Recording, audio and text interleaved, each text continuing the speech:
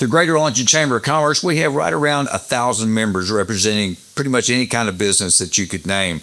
But the one thing that all businesses have in common, you better have your communication story in gear, because the communication world is constantly changing. And speaking of communication, we have a member with us today right here in studio, Cleod9. This is David Bryant, their president and CEO, knows a whole lot about business communication, where it was, where it is, but more importantly, where it's headed. David, welcome. How are you? Absolutely. I'm wonderful today. I get everything in there. Communication's a big deal. I think so, and it's changed over the years. It encompasses a lot of different things now. It's changed over the last few months. Absolutely. I'm going to back up just a second. You've been with Cleod9 for some time, but you were already involved in the communication deal pretty much your whole life in one way or another. Pretty much. First job after working for my father was in communications, so that was quite a while ago. Yeah. So there's definitely been some changes in your life too. And lots of changes. And if you get a chance to come to our office, yes, we have kind of the evolution of the phone down a long hallway. Oh, that's smart. Original Alexander Graham Bell all the way down to the current stuff. So kind of cool. A communication museum. Absolutely. I am going to come over there. You're over here on Randall Mill, aren't you? There we are. Well, we'll make it over there and check that out. Absolutely. So what's going on today? What do we need to know about today? Man, it's just changing. I mean, we had disruptions in the industry all the time. We had big disruptions with COVID and the pandemic. Sure. Right. But the speed of disruption today is pretty incredible. So lots of things going on with AI. That's one of the biggest things that we see affecting the business. Well, I want to touch on AI, because AI is mentioned so much now. It's almost like a throwaway word, but in your industry, it's a real thing. I think for many people, AI are the two scariest letters in technology, but maybe me. Yeah. And a lot of people, there's fears that, this is going to take my job. It's going to do this, it's going to do that. But it's not just a software anymore. It is a workforce multiplier. So I look at, I got intrigued in this idea with people saying it's going to take my job. And I went back and did some research on it, and you had the Industrial Revolution around the 1800s. Okay. It took about 150 years for us to move to the PC revolution, about 15 to 20 years to go PC to internet, about 10 years to go from internet to everything being cloud, and now here another 10 years we're at agentic AI, where AI voice and chatbots can actually have conversations with you that you may not realize are not a live human. But those companies that adopted those technologies early on, as technology shifted, ended up being the winners. But the correlation there is all those technology shifts, the number of employed workers always went up.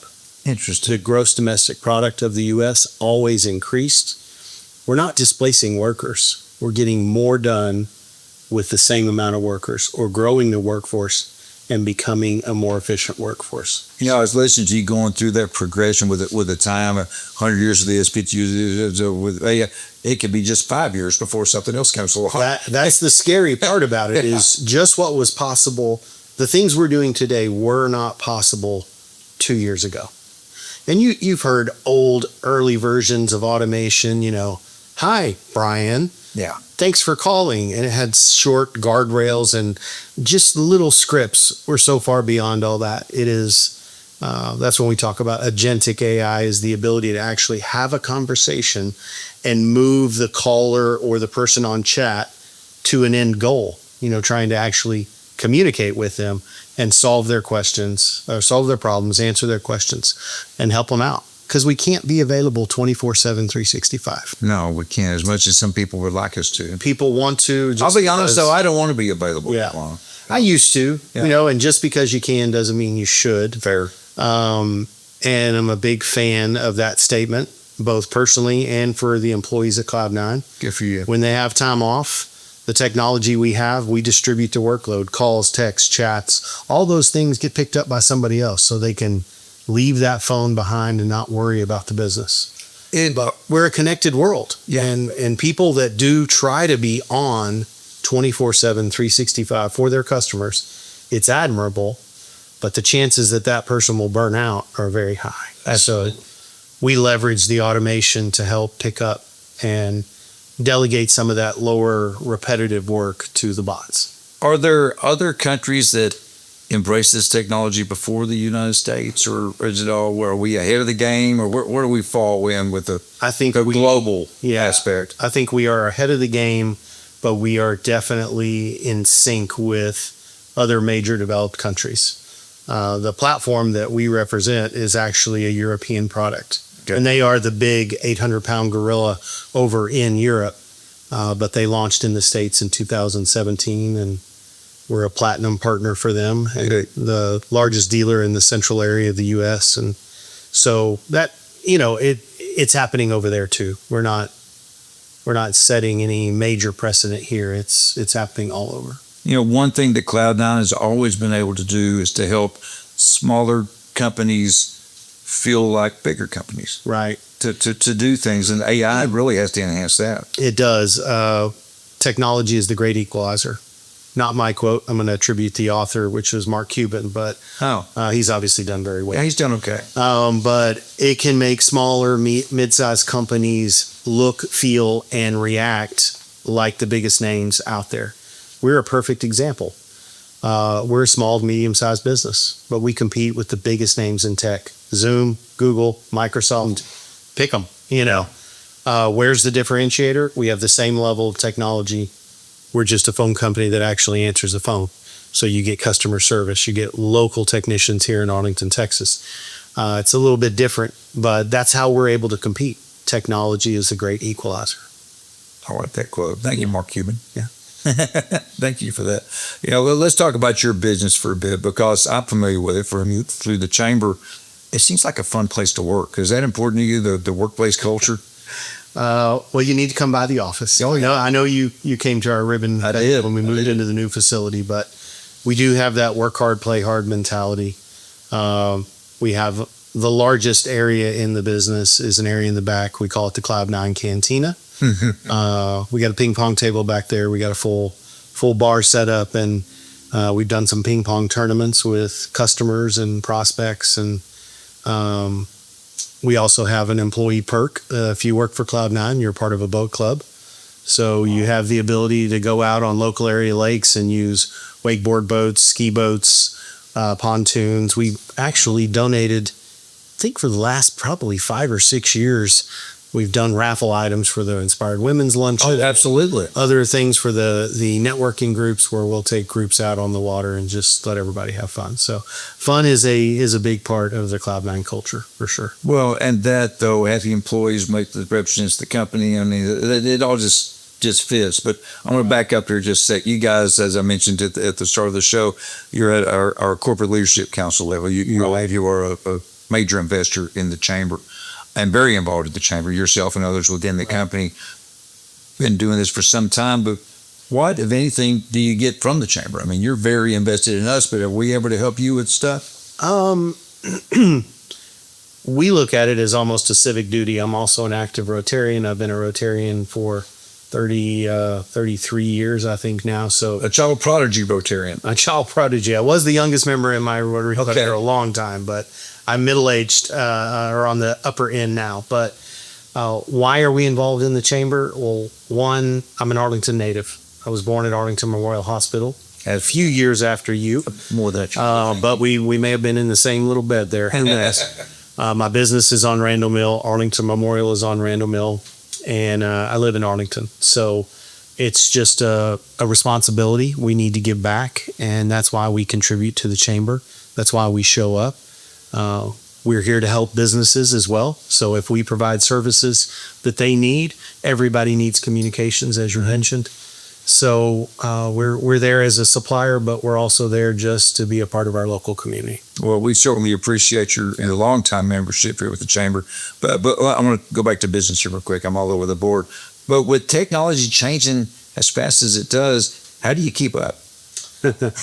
How do you keep up to have the latest, greatest thing to offer to clients and future clients? Yeah, fortunately, a good team of developers behind us that stay up to date on the technology. Much of it is over my head and over what I could develop or anything like that. But being able to lead the company and guide the company to make the right decisions and help the customers where they need it most. But it is It is so much faster. Technology moves so much faster than anything else. Accounting principles have been accounting principles for as long as you and I have been alive. There's minor changes that go on there. Different software that you would use. But at the core, that business, a CPA today knows new rules, but the same concepts are there. If you have a master's in technology of one particular discipline from 10 years ago and you're not keeping it sharp, it is outdated. Yep. You know, when I was a kid, I built computers, I did things, I tore apart radios to figure out how they work. Man, I can't do that stuff today. Out here, you've moved past it and just moves too fast. You know, and we're running out of time, but I got to touch on one thing really quickly. One thing that's so important today and every day, and it's always changing, is security issues. Certainly within communication systems, that's a big part of what you guys do too, right? It is, because nobody wants to think that their business is going to be hacked, or, you know, that somebody's going to come in through the phone system. But the reality is the communications platform we all use today is connected to our local network, and that's where hackers get in. So security has always been paramount to us. Our platform is known as something that's secure by design. So it's built from the ground up. And it's no different with our agentic AI that we're bringing to the table now. Security is a major issue, and it's a major issue for small businesses as well as major ones. And many in the small business market think, oh, I'm not big.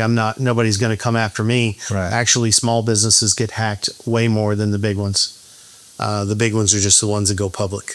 And we all know when our passwords get stolen, or hundreds of thousands, millions of social security numbers got, breached. But it's the small business that it hurts the most. Well, the big ones will get through it. The small businesses, they're done. For sure. So that's another big plus for Cleod9. I want to make sure we're sure out there. And I feel that, the next big advantage is the companies that leverage AI well, and the early adopters that actually involve their customers and have these dialogues are the ones that are going to be successful going forward. Absolutely. It's not, I'll wait and see and I'll pick. You're going to be behind the game at that point. Well, that's why we need companies like Cleod9 out there to do. You guys can do things that other people don't even know exist. Right. Let alone the fact I don't even know that I need it. Yeah. I don't know that that's a thing. Well, it's actually one of our core values is around innovation, and it centers on a quote from Henry Ford. He said, if I had asked people what they needed, they would have, or what they wanted, they would have said faster horses. You can't think of an automobile when you don't know that it exists. Yep. And that's kind of where we are in this technology space today. We have to go in, understand customer workflows and how information moves around the business, how communication comes in, how it goes out, and be able to then teach them what the new technology can do to improve that.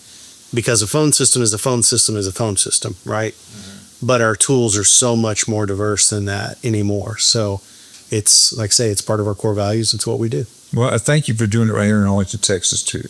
Wouldn't want to be anywhere else. Well, we appreciate that here in our city, here in our chamber, here in our community. Thanks for all you do. Thank you. Appreciate it. Hey, folks, that's it for today here in Greater Arlington Chamber of Commerce Member Spotlight Video. Big thank you to David and Cleod9. He gets it. Together we succeed. We hope you get it as well, and we'll catch you next time. Take care.